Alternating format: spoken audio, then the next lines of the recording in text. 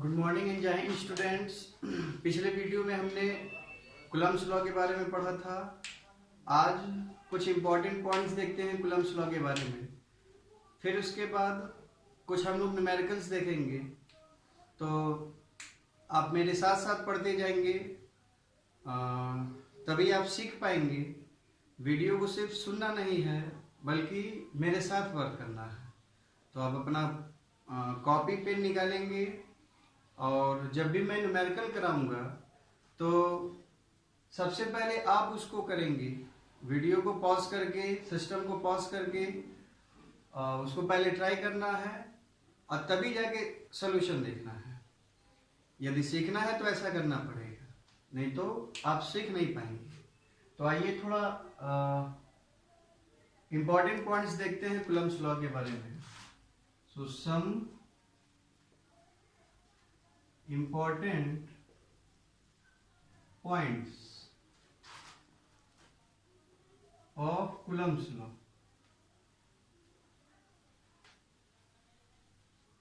Some important points of Coulomb's law.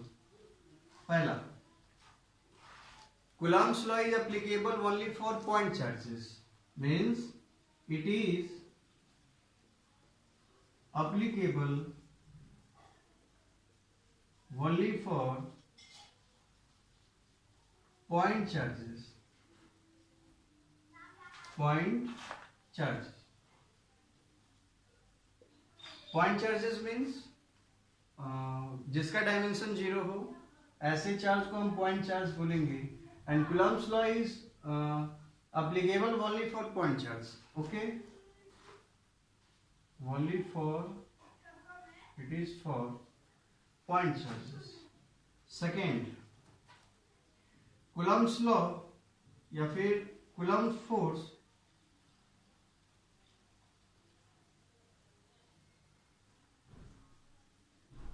is central force. Is central force. Central force means suppose that this is charge Q1 and this is charge Q2, and let us suppose these two charges are positive charge. So what will happen? There will be what? Force of attraction or force of repulsion. So we know that like charges repel each other. So Q1 किधर जाएगा, sorry Q2 किधर जाएगा? दोनों positive है, repulsion होगा दोनों के बीच, दोनों एक दूसरे से दूर जाना चाहेंगे। Q2 किधर जाएगा? तो ऐसे जाएगा। Q1 किधर जाएगा? Q1 इधर जाएगा। तो क्वेश्चन ये है कि क्या Q2 इधर जा सकता है? तो नहीं। क्या Q2 इधर जा सकता है? तो आंसर है नहीं। सो इस टाइप के फोर्स को हम क्या कहेंगे? Central force. Means that force which always acts along the line joining the center of two charges. That force is called central force. या फिर ऐसे भी कह सकते हैं कि ऐसा फोर्स जो दो बॉडी के सेंटर को ज्वाइन करने वाले लाइन के along हमेशा लगे, ऐसे फोर्स को हम क्या कहेंगे? Central force. Now third, it is medium dependent. आप सेंट्रल फोर्स का डेफिनेशन लिख लीजिएगा।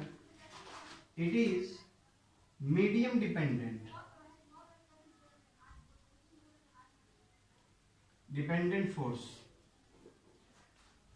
means on changing the medium, intervening medium, the force between two charges gets changed. जैसे कूलम्ब्स लॉ के अकॉर्डिंग हमने पढ़ा था कि F is equal to 1/4 epsilon naught Q1 Q2 upon R square. So this is epsilon naught means permittivity of vacuum. और हमें पता था कि अलग अलग मीडियम के लिए अलग अलग परमिटिविटी की वैल्यू होती है। जैसे इन्हीं दो चार्ज के बीच अगर कोई मीडियम चेंज कर दें, कोई माइका शीट रख दें, प्लास्टिक रख दें, पेपर रख दें, तो इन दोनों के बीच जो पहले लग रहा था वैक्यूम के केस में अब वो नहीं है, तो this force is medium dependent. उसका एक्सप्रेशन भी हमने बताया था कि force in medium is equal to force in vacuum upon K, where K is dielectric constant of that medium. Now fourth, it is conservative force. It is conservative force. Conservative force means suppose that this is initial point and this is final point, and we have to go from initial to final. So there may be different path. Let it be first path, second part, and that is third path. So if the work done in path first is equal to work done in path second is equal to work done in path third, then that force is called conservative force. Means that force, or if the work done by the force depends only on initial and final state but is independent of the path followed, that force is called conservative force. और इसका दूसरा भी definition होता है कि एक round trip में, round trip कहने का मतलब इनिशियल फाइनल सेम हो पोजीशन, तो in round trip the work done by conservative force is 0। क्यों? क्योंकि इनिशियल और फाइनल पे ही डिपेंड कर रहा है। जब इनिशियल भी वही फाइनल भी वही तो वर्क डन क्या हो जाएगा हमारा 0। सो उसको हम ऐसे भी लिख सकते हैं, वर्क डन का फॉर्मूला हम लोग पढ़े होंगे क्लास 11th में कि dot product of force and displacement, और this is integration total work done के लिए। अगर क्लोज पाथ की बात करें, राउंड ट्रिप की बात करें, तो इंटीग्रेशन के ऊपर ये सर्कल लगा देते हैं हम लोग, and this force is conservative force called coulomb force. So coulomb force is a conservative force, और इसके दोनों वर्क डन क्या हो जाएगा राउंड ट्रिप में 0। तो ये कुछ इंपॉर्टेंट पॉइंट्स है कूलम्ब्स लॉ के बारे में, इसको हमें याद होना चाहिए, तो इसको लिख लीजिए आप लोग।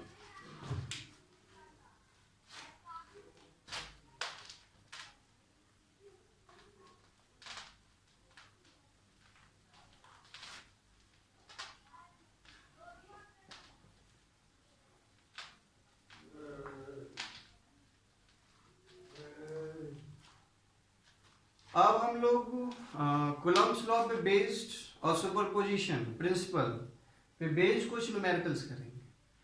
तो ध्यान रहे, पहले वीडियो पहले क्वेश्चन जो भी बोर्ड पे देंगे उसको पहले खुद से ट्राई करना है, ना आने के बाद ही उसको देखना है, आंसर को मैच करना है। यदि सीखना है तो ऐसा करना पड़ेगा, नहीं तो आप सीख नहीं पाएंगे। तो सबसे बेसिक सा एक क्वेश्चन देख लेते हैं।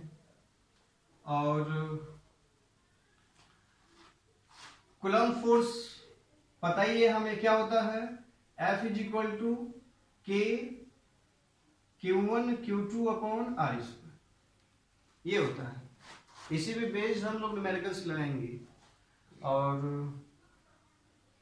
कुछ शॉर्ट ट्रिक्स के साथ हम लोग न्यूमेरिकल को सॉल्व करेंगे, जहां न्यूमेरिकल करने में 4-5 मिनट लग जाए, उसको कैसे हम 1 मिनट के अंदर ही कर जाए, उसके लिए कुछ हम लोग फॉर्मूला डिराइव करके याद कर लेते हैं, जिसको यूज करेंगे और आसानी से न्यूमेरिकल्स हो भी जाएगा कम टाइम में। तो कुछ वेक्टर के रूल्स पढ़ लेते हैं। रिजल्टेंट का फॉर्मूला सबको याद होगा, अगर नहीं याद है तो ये आप याद कर लीजिए। रिजल्टेंट फोर्स, ठीक, रिजल्टेंट का फॉर्मूला जो है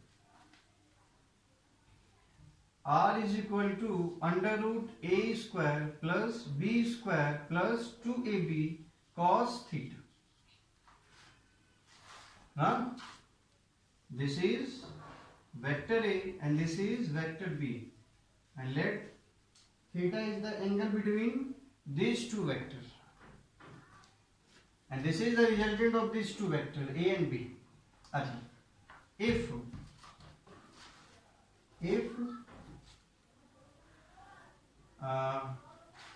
if magnitude of these two vector is same, means a बराबर b हो जाए, तो रिजल्टेंट क्या होगा? तो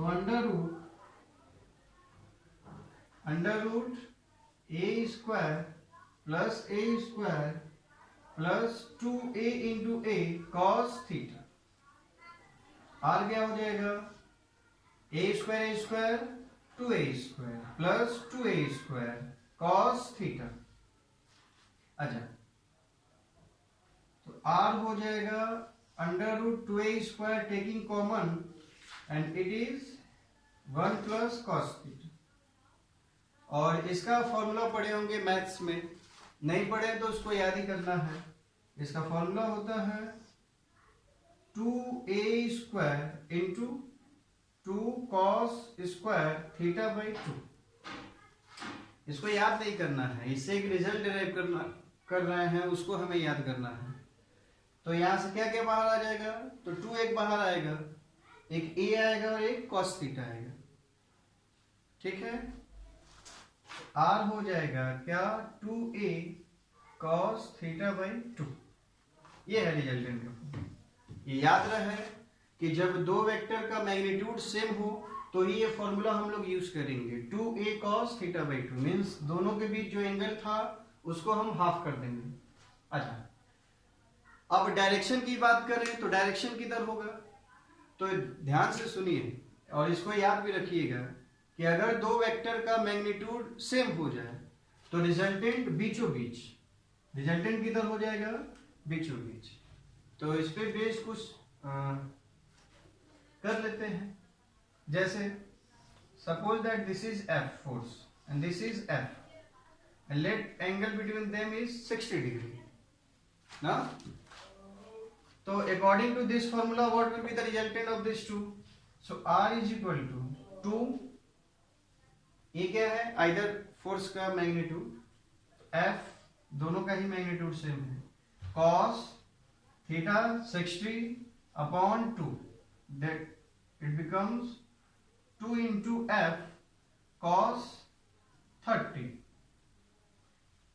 So F is equal to 2F into cos 30 root 3 by 2। क्या हो जाएगा? Root 3F। ये रिजल्टेंट का फॉर्मूला। तो ध्यान रहे कि जब भी 60 डिग्री हो और मैग्नीट्यूड बराबर हो तो डायरेक्ट हम लोग क्या लगा देंगे? रूट 3 लगा देंगे। ये 60 डिग्री वाले केस में हम याद रखेंगे कि जब भी दो फोर्स का मैग्नीट्यूड बराबर हो और रिजल्टेंट और दो फोर्स का मैग्नीट्यूड बराबर हो तो रिजल्टेंट में हम क्या लगा देंगे? रूट 3 सिर्फ। और रिजल्टेंट का डायरेक्शन किधर होगा? तो बीचों बीच होगा, मीन्स इस फोर्स से भी 30 डिग्री और इस फोर्स से भी 30 डिग्री। तो 60 डिग्री वाला भी याद रखना है कि मैग्नीट्यूड अगर बराबर और 60 डिग्री तो क्या लगा देंगे हम? रूट 3 लगा देंगे। ठीक है, तो इसको एक और देख लेते हैं।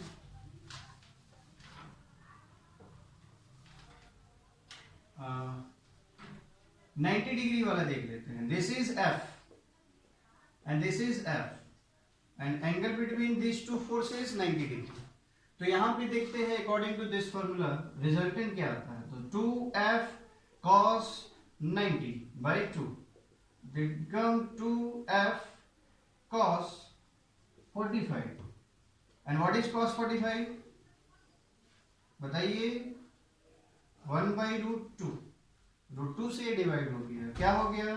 Root 2F। मीन्स ये भी याद रखना है कि जब 90 डिग्री हो और दोनों का मैग्नीट्यूड बराबर हो तो रिजल्टेंट में हम डायरेक्ट क्या लगा देंगे? तो रूट 2 लगा देंगे। हमारा आंसर डायरेक्ट ये कर सकते हैं, हमें फर्दर इसकी जरूरत नहीं होगी कि हम ऐसे करें उसको। 90 डिग्री दिखा डायरेक्ट हम रूट 2 लगा देंगे, 60 डिग्री दिखा डायरेक्ट क्या लगा देंगे? रूट 3 लगा देंगे। एक और देख लेते हैं 120 डिग्री वाला। This is F and this is F and angle between these two is 120 degree. So according to this R is equal to 2F cos what? 120/2, it becomes 2f cos 60. And what is cos 60? तो आपने याद किया होगा क्या होता है 1/2 मतलब f means यहां तो कुछ करना ही नहीं है, ये तो आसान है याद करना कि अगर 120 डिग्री हो मैग्नीट्यूड बराबर हो तो रिजल्टेंट आइदर फोर्स के मैग्नीट्यूड के बराबर आता है। और ये हम पहले ही बता चुके हैं कि अगर दो फोर्स का मैग्नीट्यूड बराबर हो तो रिजल्टेंट बीचों बीच मीन्स ऐसे, बीचों बीच मतलब इस फोर्स से भी 60 डिग्री और इससे भी 60 डिग्री। यहाँ पे भी देख सकते हैं कि इन दोनों के बीच बीचों बीच ये रिजल्टेंट चला जाएगा कितने कितने एंगल पे 45। तो हमें बच्चों ये याद रखना है, ये याद अगर रहेगा तो चुटकियों में हम लोग क्वेश्चन को बनाएंगे, with in minute question solve कर लेंगे हम लोग। और उसके लिए कंडीशन है कि मैग्नीट्यूड बराबर होना चाहिए तभी हम ये लगा पाएंगे। और ज़्यादातर यही एंगल वाले भी आ जाते हैं 60 डिग्री 90 डिग्री 120 डिग्री। तो 60 डिग्री में बताओ क्या होगा √3 लगा देंगे, 90 डिग्री में क्या लगेगा √2 लगेगा, 120 डिग्री में कुछ नहीं लगेगा, मीन्स फोर्स के बराबर ही हो जाएगा। तो इसको आप लिख लीजिए और हम लोग देखेंगे कैसे इसका यूज करते हैं न्यूमेरिकल सॉल्व करने में। तो इसको आप लिख लीजिए।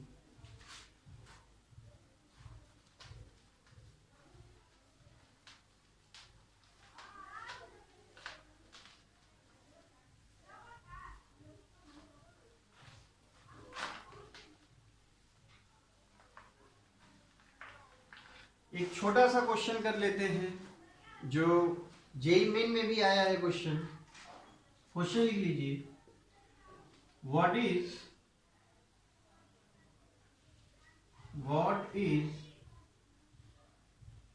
या फिर find the minimum possible force between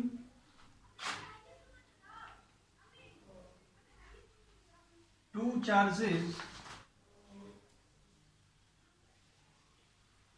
kept at separation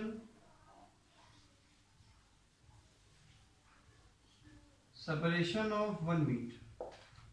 means 1 metre के डिस्टेंस पे हैं दो चार्जेस, हमें बताना है मिनिमम पॉसिबल फोर्स क्या होगा उन दोनों के बीच। तो आप सिस्टम को पॉज करिए, टाइम लीजिए और कर डालिए, बिना सॉल्यूशन देखे आपको करना है। अगर सीखना है तो आप अपने अकॉर्डिंग समय लीजिए और इसको करिए और फिर उसके बाद सॉल्यूशन लिखिए। तो आई होप आप कर लिए होंगे। तो हम लोग देखते हैं क्या है। सेपरेशन क्या है 1 मीटर। चार्ज क्या लें हम, आगे चार्ज क्या लें, चार्ज तो कुछ दिया ही नहीं है। ये बोला है मिनिमम फोर्स निकालना है, मिनिमम पॉसिबल, जितना कम हो सके उतना फोर्स निकालना है।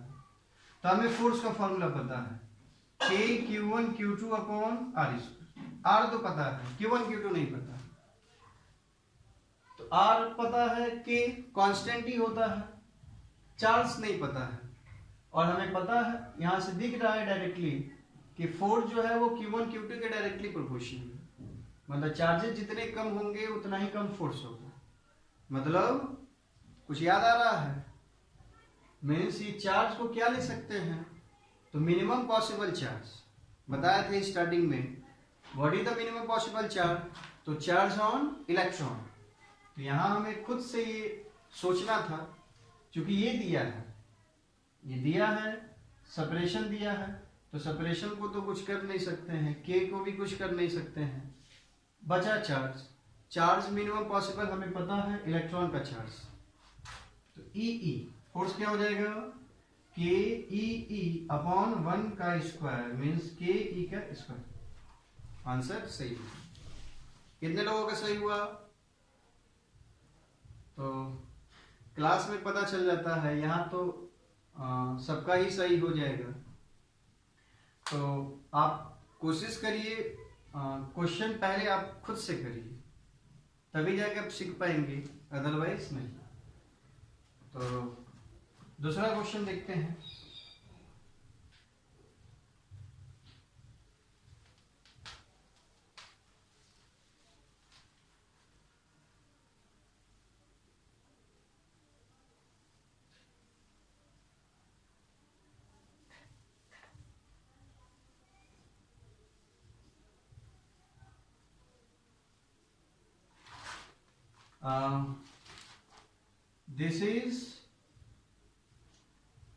This is an equilateral triangle ABC, and charges Q, Q, Q are placed at its vertices.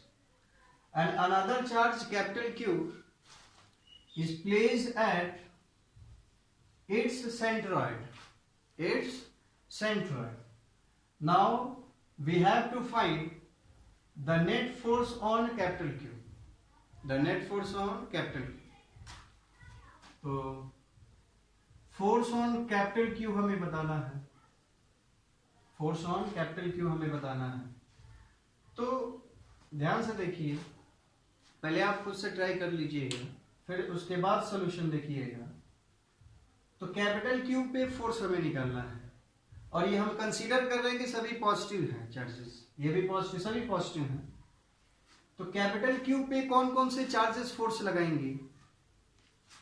तो ये भी लगाएगा, ये भी लगाएगा और ये भी लगाएगा। अब हम दिखा देते हैं कि किधर कौन चार्ज फोर्स लगाएगा। हमें इस पे फोर्स देखना है, ना कि इन सब पे देखना है। हमें किस पे निकालना है? पहले कैपिटल Q। तो क्या करें? तो साइड लेंथ मान लेते हैं L, L, L, क्योंकि इक्विलैटरल ट्रायंगल है तो तीनों साइड बराबर होंगे। तो ये सबसे पहले जब फोर्स निकालना हो तो सबसे पहले दोनों चार्ज को ज्वाइन करते हैं हम लोग। तो इसको ऐसे ज्वाइन कर लिए, ये ऐसे ज्वाइन हो गया, ये ऐसे, और चूंकि ये सेंट्रॉइड पे है, इक्विलैटरल ट्रायंगल है, तो वर्टिसेस से सेंट्रॉइड का डिस्टेंस भी क्या होना चाहिए? सेम होना चाहिए। तो इसको हम मान लेते हैं क्या? R। बाद में हम लोग निकाल लेंगे। तो Q, small q, capital Q पे फोर्स किधर लगाएगा? तो हम लोग पढ़े हैं कि ये फोर्स सेंट्रल फोर्स होता है, मीन्स लाइन ज्वाइनिंग के लॉन्ग ही लगेगा फोर्स। तो कैपिटल Q किधर भागना चाहेगा? तो इधर भागना चाहेगा, क्योंकि दोनों पॉजिटिव है। हमें इसको नहीं देखना है, ये अपने पोजीशन पे मान लेना है, फिक्स है, केवल ये है फ्री टू मूव। तो इस पे किधर फोर्स लगा? इधर। मान लेते हैं इसको क्या? F1। ये Q किधर फोर्स लगाएगा? इस पे। तो लॉन्ग लाइन ज्वाइनिंग और रिपल्सिव फोर्स, रिपल्शन लगाएगा, लेट इट बी F2। और ये वाला चार्ज लॉन्ग लाइन ज्वाइनिंग और डाउनवर्ड डायरेक्शन में F3। What is F1? क्या हो जाएगा? तो K Q अपॉन R का स्क्वायर हो जाएगा ना, कैपिटल Q अपॉन R का स्क्वायर। F3 क्या हो जाएगा? K Q अपॉन R का स्क्वायर। F2 क्या हो जाएगा? K Q अपॉन R का स्क्वायर। तो हम क्या देख रहे हैं यहाँ पे कि तीनों फोर्स के मैग्नीट्यूड इक्वल है। तो बार बार इतना बड़ा ना लिखना पड़े क्वांटिटी, इसको हम मान लेते हैं x, इसको भी क्या ले लें? x, इसको भी क्या ले लें? x। अब इन तीनों फोर्स को अलग से दिखाते हैं। ये मान लेते हैं x एक्सिस और ये y एक्सिस। ये वाला फोर्स F3 इधर को लग रहा है, x मैग्नीट्यूड। अच्छा, ये हमारा y एक्सिस ले सकते हैं। ये एंगल कितना हो जाएगा? इक्विलैटरल ट्रायंगल है तो 30 डिग्री। ये कितना हो जाएगा? 90 डिग्री। ये कितना हो जाएगा? 60 डिग्री। ये 60 डिग्री, तो वर्टिकली अपोजिट एंगल से ये भी क्या हो जाएगा? 60 डिग्री। मीन्स ये वाला जो फोर्स है x मैग्नीट्यूड का, इसका y से कितना एंगल बन रहा है? 60 डिग्री। इसका भी अब देखें तो ये भी कितना एंगल हो जाएगा? 60 डिग्री। देखिए इधर भी फोर्स है F2 जिसका मैग्नीट्यूड है x, और ये भी कितना एंगल बना रहा है? 60 डिग्री। अब इन तीनों का रिजल्टेंट निकालना है। तो ध्यान से देखिए, इन दोनों फोर्स का मैग्नीट्यूड बराबर है और एंगल कितना है 60 60 120। तो इन दोनों का रिजल्टेंट क्या हो जाएगा, तो बताए थे अभी कि मैग्नीट्यूड इक्वल मैग्नीट्यूड वाले फोर्स हो और 120 डिग्री हो तो रिजल्टेंट आइदर फोर्स के मैग्नीट्यूड के बराबर और दोनों फोर्स के बीचों बीच, मीन्स ये ऊपर की तरफ आ जाएगा इन दोनों का रिजल्टेंट। और जब बच्चों रिजल्टेंट लिख लेते हैं तो इन दोनों का कोई मतलब नहीं होता है। अब इन दोनों को हम नहीं देखते हैं, अब सिर्फ रिजल्टेंट को देखेंगे। ये दोनों का ही रिजल्टेंट ये है, तो अब इन दोनों को हम नहीं देखेंगे। तो अब कौन कौन से फोर्स को देखेंगे, एक ये और एक ये। आप वेक्टर में पढ़े होंगे कि अगर दो फोर्सेस का मैग्नीट्यूड बराबर हो और डायरेक्शन अपोजिट हो तो हम लोग क्या करते हैं बच्चों, माइनस कर देते हैं। मीन ज्यादा मैग्नीट्यूड वाले फोर्स में से कम मैग्नीट्यूड वाले फोर्स को माइनस कर देते हैं और रिजल्टेंट किधर आता है, तो ज्यादा वाले के तरफ। तो यहां क्या दिख रहा है बच्चों कि दोनों का ही मैग्नीट्यूड बराबर है, तो रिजल्टेंट क्या हो जाएगा, तो 0। क्या हो जाएगा बच्चों, 0। So what is the force acting on this capital Q, तो 0। No net charge, no net force acting on this capital Q ना। तो देखिए अब कैसे इस रिजल्टेंट वाला फॉर्मूला यूज कर लिए जो हम लोग पहले बताए थे। क्योंकि बताना है आपको, क्योंकि सीख रहे हैं हम लोग तो थोड़ा टाइम लग रहा है, सीखने के बाद तुरंत हो। अगर मुझे करना होता तो डायरेक्ट इसको x डायरेक्ट मैं 0 लिख देता, तो आप भी ऐसा कर सकते हैं, पर थोड़ा प्रैक्टिस और जो वैल्यूज याद करवाए हैं वो याद रहे। तो सेकेंड क्वेश्चन देखते हैं।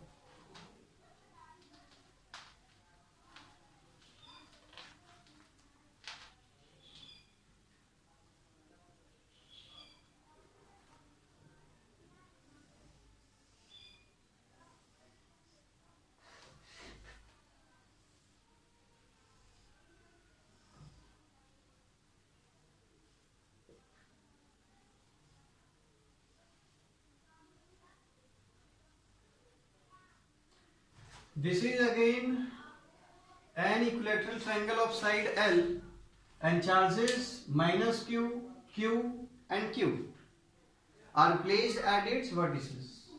Now we have to find the force on each charge. The force on each charge. तो बहुत सिंपल है, आप सिस्टम को पॉज करिए और पहले खुद से ट्राई कर लीजिए, तभी सोल्यूशन देखिएगा। तो पहले किस पे फोर्स निकालें, तो किसी पे भी निकाल सकते हैं। लेट अस सपोज ए वाले चार्ज पे निकालते हैं, तो एट ए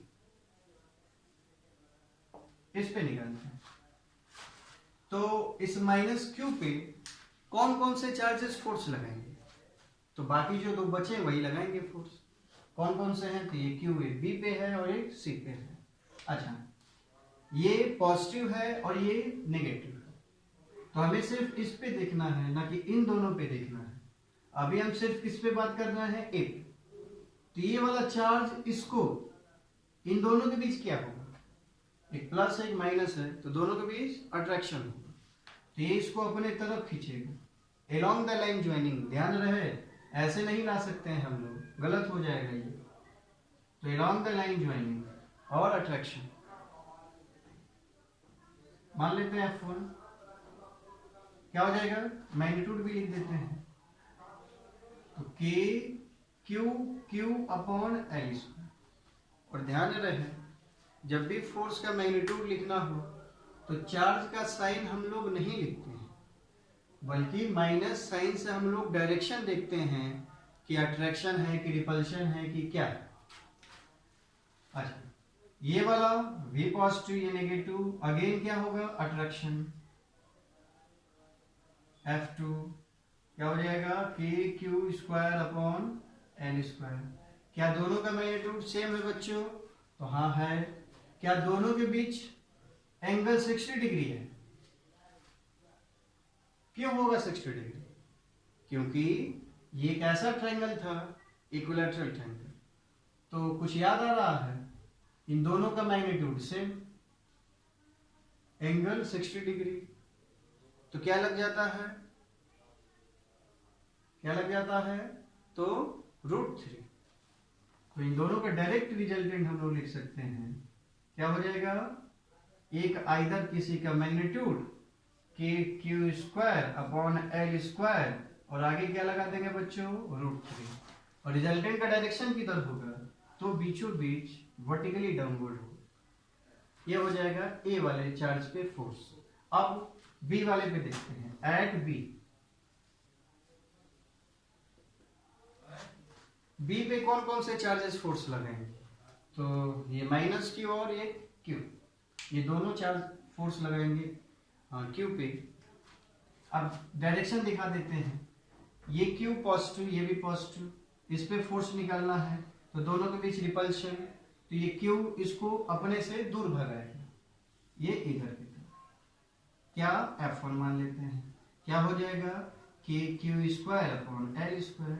ये माइनस, ये प्लस, ये माइनस, इस चार्ज पे कैसा फोर्स लगाएगा? अट्रैक्शन लगाएगा कि रिपल्शन लगाएगा? तो अट्रैक्शन लगाएगा, F2। और ये F2 क्या हो जाएगा? इसको आप लिख लीजिएगा।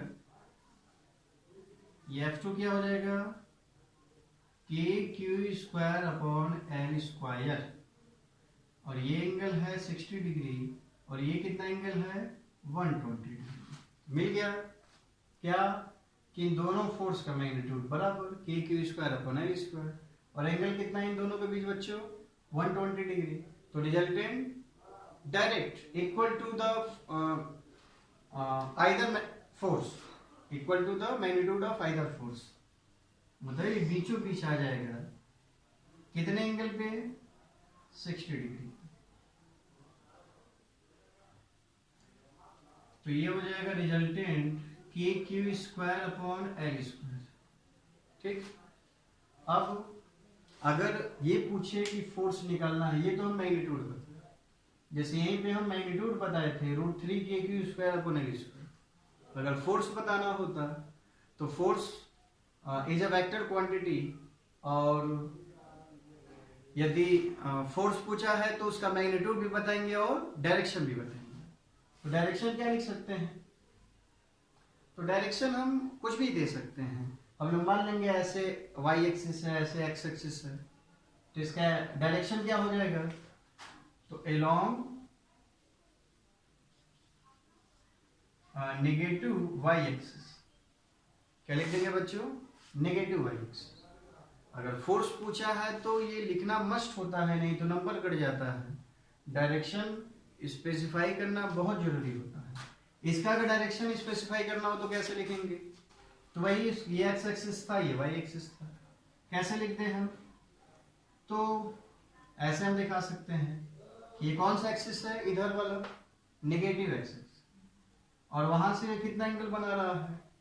60 डिग्री। तो हम लोग लिख सकते हैं कि बी पे जो फोर्स है उसका मैग्नीट्यूड इतना, और direction at an angle of 60 degree from the negative axis.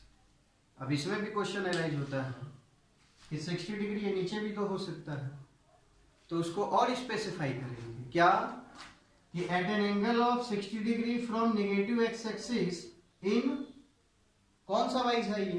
तो क्लॉकवाइज डायरेक्शन। ऐसे हम लोग स्पेसिफाई कर देंगे कि this is magnitude of force at an angle, इसको लिख लीजिएगा, at an angle of 60 degree from negative x axis in clockwise direction. तो वैसे ही सी पे भी निकाल सकते हैं आप। मैं सिर्फ डायरेक्शन दिखा देता हूं। तो ये Q, ये Q दोनों पॉजिटिव, तो ये इस पे फोर्स किधर लगाएगा? तो ऐसे लगाएगा, रिपल्सिव फोर्स। ये बताओ माइनस है, ये प्लस, तो अपनी तरफ खींचेगा।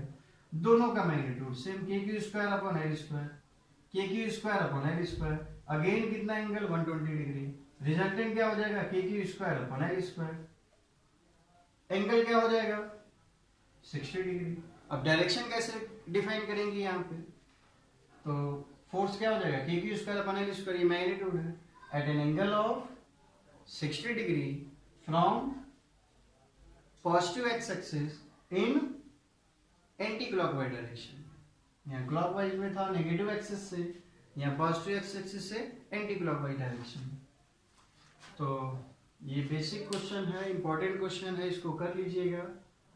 यदि आप खुद से नहीं कर पाए होंगे तो सॉल्यूशन देखने के बाद खुद से ट्राई करना है। अगर नहीं कर पाते हैं तो दिक्कत हो, इसको सीखना है।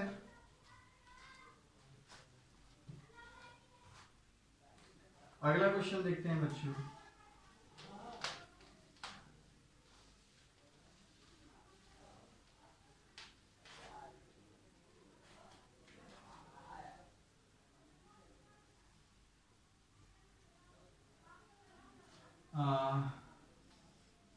This is square of side L and charges Q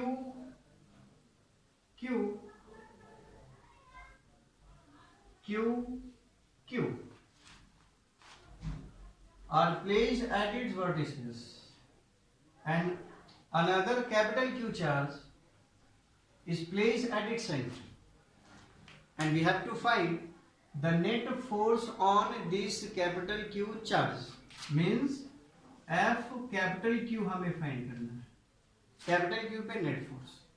तो आप वीडियो पॉज करिए और पहले खुद से ट्राई करिए, फिर सॉल्यूशन देखिएगा मेरा। ये एल साइड है, तो आई होप आप ट्राई किए। अब आपको कुछ लोग का हुआ भी होगा, कुछ लोग का नहीं भी हुआ होगा, तो अब देखते हैं, हम करते हैं। सबसे पहला काम होता है बच्चों कि चार्जेस को ज्वाइन करें हम।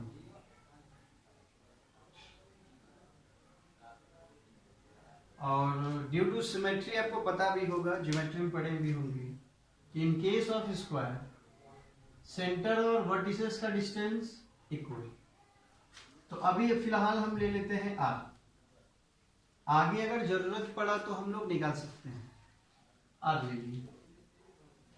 हमें कैपिटल क्यू पे नेट फोर्स बताना है, तो देखते हैं बच्चों कैपिटल क्यू पे कौन कौन से चार्जेस फोर्स लगाएंगे।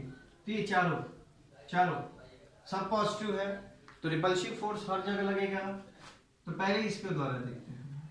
तो ये इस पे बताओ किधर फोर्स लगाएगा, तो इधर की तरफ लगाएगा। सिमिलरली ये इस पे फोर्स किधर लगाएगा, तो इधर की तरफ लगाएगा। क्या इन दोनों फोर्सेस का मैग्नीट्यूड बराबर होगा, तो होगा, क्योंकि यहाँ पे भी क्यू कैपिटल क्यू आएगा, यहाँ पे भी क्यू कैपिटल क्यू आएगा।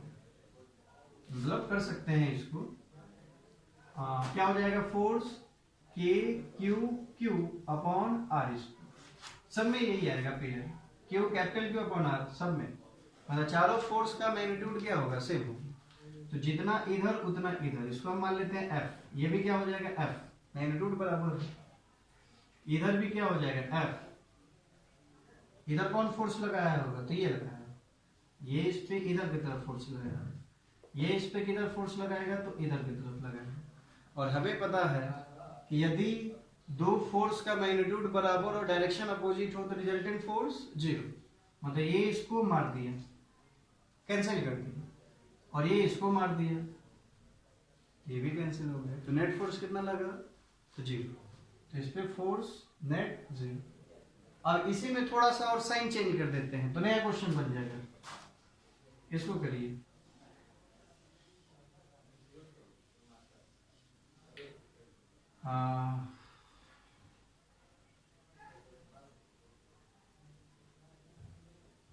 तो क्यू क्यू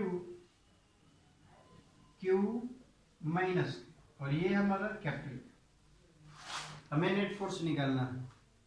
तो क्या हो जाएगा, पहला काम पहले हम चार्जेस को ज्वाइन करेंगे। जिस पे निकालना है, जिस चार्ज पे फोर्स निकालना है उस चार्ज को बाकी चार्जेस को ज्वाइन कर देते हैं, बाकी चार्जेस से।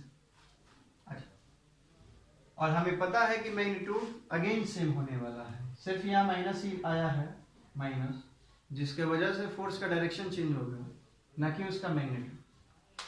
तो ये इस पे फोर्स किधर लगेगा बच्चों, इधर लगाएगा, ये इधर लगाएगा, मान लेते हैं F और ये भी F। तो ये इसको क्या करेगा बच्चों, मार देगा, कैंसिल कर देगा, कैंसिल आउट हो गया। ये इस पे फोर्स किधर लगाएगा, रिपल्सिव फोर्स इधर की तरफ, और ये माइनस क्यू चार्ज है, ये इस पे फोर्स किधर लगाएगा, तो अपने तरफ लगाएगा, खींचेगा। तो ये भी F फोर्स लगा रहा है, ये भी F फोर्स लगा रहा है। तो नेट फोर्स बताओ उधर कितना हो गया। जब दो फोर्स सेम डायरेक्शन में हो तो रिजल्टेंट कितना हो जाता है, तो जोड़ देते हैं हम लोग, F plus F 2F direct. अच्छा, अब F निकालना है, ये LL था, F हमें निकालना है, तो क्या हो जाएगा, Q अपॉन, अब ये डिस्टेंस क्या होता है, ध्यान से देखिए। तो ये आइसोसेलेस राइट एंगल ट्रायंगल है, राइट एंगल ट्रायंगल। तो ये पूरा हाइपोटेनस का जो लेंथ है वो हो जाएगा √2L, under root L square plus L square, क्या हो जाएगा, √2L। अब उसका ये आधा होगा तो हाफ कर देंगे, क्या हो जाएगा, L अपॉन √2, ये डिस्टेंस। तो यहाँ पे रख देंगे उस डिस्टेंस को, L अपॉन √2 का होल स्क्वायर, L स्क्वायर √2 का स्क्वायर क्या हो जाएगा, 2, तो ये चला जाएगा ऊपर, तो 2KQ अपॉन L का स्क्वायर। तो ऐसे हम फोर्स निकालने कैपिटल क्यू पे। अगला क्वेश्चन देखते हैं, इसी को थोड़ा सा चेंज करते हैं।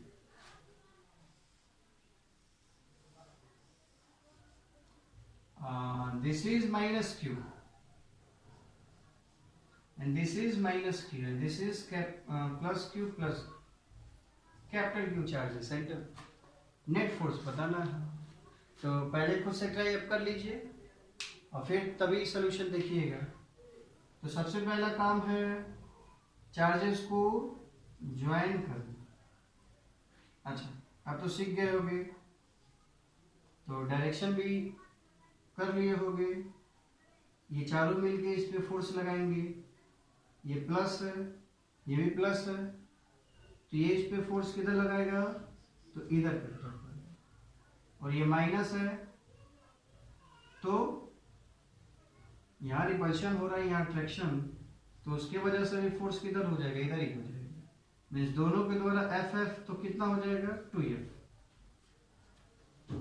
ये इस पे फोर्स इधर repulsive away from the charge, ये अपने से दूर भगाएगा इसको, और ये माइनस क्यू अपने पास बुलाएगा।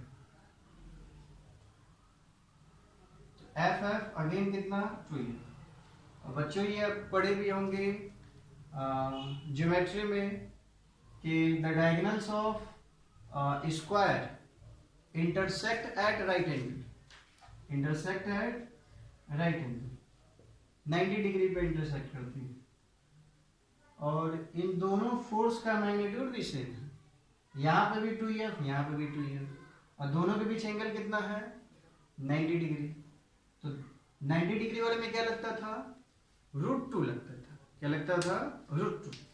तो रिजल्टेंट का फॉर्मूला हो जाएगा, मतलब रिजल्टेंट फोर्स हो जाएगा √2 इंटू आइदर फोर्स का मैग्नीट्यूड 2F, √2 इंटू 2F को क्या लिख सकते हैं भाई, जो यहां था, KQ अपॉन L अपॉन √2 का होल स्क्वायर। अच्छा, अब इसका स्क्वायर करेंगे तो √2 कहाँ चला जाएगा, √2 का स्क्वायर 2, 2 या 4, 4√2, 4√2, और क्या हो जाएगा, KQ अपॉन L का स्क्वायर। और डायरेक्शन बताना है अगर, तो बीचों बीच ऊपर की तरफ, इसको x एक्सिस y एक्सिस बना के हम लिख सकते हैं कि अलोंग पॉजिटिव वाई एक्सिस। यहाँ पे भी अगर लिखना होता तो क्या लिखते, तो यहाँ पे हम नाम दे देते ए बी सी डी और इसको ले लेते हैं हम लोग ओ। तो डायरेक्शन क्या लिखते, फोर्स तो ये हो जाता, लिख देते हैं एलोंग किधर, ओडी की तरफ, एलोंग ओडी। तो आई होप आप थोड़ा बहुत सीखे होंगे। अगर इसको प्रैक्टिस भी करना है आपको, तभी और अच्छे से आपको समझ में आए। तो कुछ और प्रॉब्लम्स देखते हैं।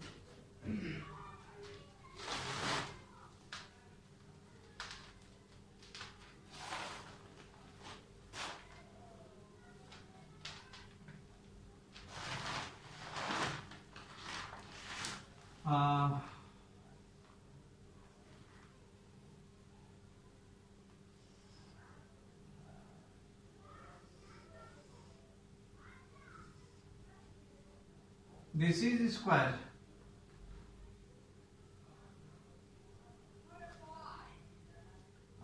A, B, C, D charges है Q, Q, Q, Q।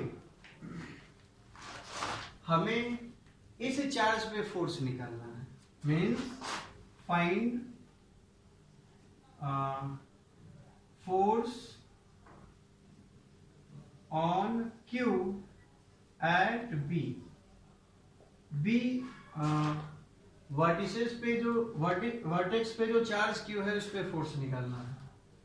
तो कैसे निकालें, तो इस Q पे कौन कौन से चार्ज फोर्स लगाएंगे, तो बाकी सब मिलके इस पे फोर्स लगाएंगे। तो हम लोग क्या करेंगे, इंडिविजुअल फोर्स के द्वारा देखेंगे, इंडिविजुअल चार्ज के द्वारा देखेंगे फोर्स उस बी पे, और फिर सबको हम वेक्टोरियली जोड़ेंगे, जैसा कि हम लोग सुपरपोजिशन प्रिंसिपल में पढ़े थे। तो ध्यान से देखिए, ये क्यू है, ये ए, ये इन दोनों के बीच कैसा फोर्स लगेगा, तो रिपल्सिव फोर्स लगेगा। हमें निकालना है बी वर्टेक्स पे चार्ज पे फोर्स। तो हमें इसका नहीं देखना है कि इस पे कितना लगेगा, बल्कि देखेंगे कि ये इस पे कितना फोर्स लगाएगा और किधर लगाएगा। तो ये इसको अपने से दूर भगाएगा और कितना फोर्स लगाएगा, तो के Q square upon L square, इसको हम ले लेंगे एल, के Q square upon L square.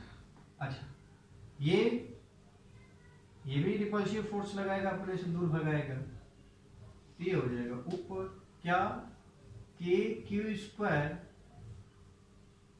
Upon L square हो जाएगा, डिस्टेंस एल। अच्छा, ये भी फोर्स लगाएगा इस पे, तो पहले भी इसको हम ज्वाइन करते हैं, और ये भी रिपल्सिव फोर्स लगाएगा अवे फ्रॉम द चार्ज, और इसका वैल्यू हो जाएगा के क्यू स्क्वायर अपॉन ये डिस्टेंस √2L, √2L का होल स्क्वायर, ये हो जाएगा के Q square upon 2L square. आ रहा है समझ में? तीनों फोर्स को लिख दिए, ये वाला इधर के Q square upon L square, ये वाला इधर के Q square upon L square, और ये वाला इधर बीचों बीच 45 डिग्री पे, ये भी 45 डिग्री पे होगा। अच्छा, इन तीनों का रिजल्टेंट निकालना है। तो यहां दिख रहा है क्लियरली ये वाला फोर्स और ये वाला फोर्स, इन दोनों का मैग्नीट्यूड बराबर है, और एंगल कितना है इन दोनों के बीच, इसके और इसके बीच, तो 90 डिग्री है। तो इन दोनों का रिजल्टेंट किधर जाएगा, तो इन दोनों के बीचों बीच जाएगा, मीन्स इधर ही जाएगा। कितना जाएगा, तो √2 बताए थे, 90 डिग्री वाले में क्या लग जाता है, √2। इसको सपोज मान लीजिए x, थोड़ा सिंपल हो जाएगा, ये x/2, तो x और x का कितना जाएगा, √2x, और एक और है ही कितना, x/2। इधर ही की तरफ डायग्राम आप बड़ा बना लीजिएगा।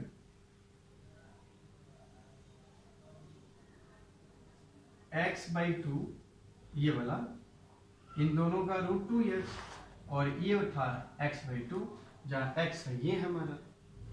तो ये दोनों अब फोर्सेस, इन दोनों का रिजल्टेंट ले लिए तो इन लोगों का काम खत्म हो गया। ये दोनों सेम डायरेक्शन में है तो दोनों को क्या कर देंगे, जोड़ देंगे। तो नेट फोर्स हो जाएगा √2x प्लस x/2, कॉमन ले लेंगे √2 प्लस 1/2 और x का वैल्यू रख देंगे √2 प्लस 1/2 और kq²/L²।